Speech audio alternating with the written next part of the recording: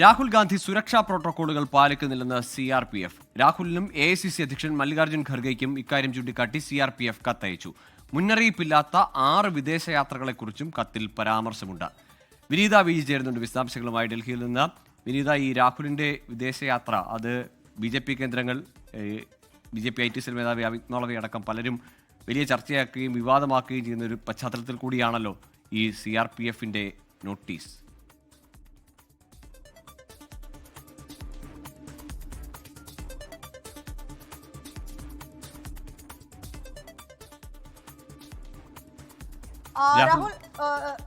രാഹുൽ ഗാന്ധി സുരക്ഷാ പ്രോട്ടോകോളുകൾ പാലിക്കുന്നില്ല എന്നുള്ളതാണ് ഏറ്റവും പ്രധാനപ്പെട്ട പരാതി. മല്ലികാർജ്ജുൻ ഖാർഗെയ്ക്കും ഒപ്പം തന്നെ രാഹുൽ ഗാന്ധിക്കും CRPF ഇതുമായി ബന്ധപ്പെട്ട കത്ത് നൽകിയിരിക്കുകയാണ്. CRPFന്റെ VIP സുരക്ഷാ മേധാവിയായ സുനിൽ ജൂണാണ് ഈ കത്ത് അയച്ചിരിക്കുന്നത്.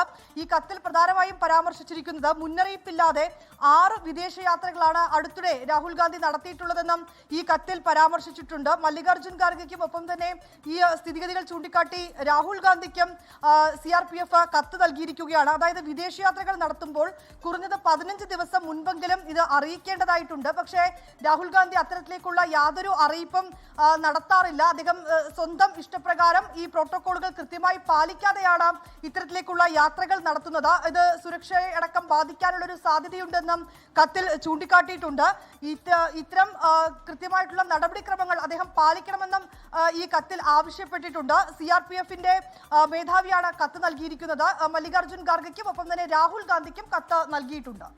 ഗോകുൽ.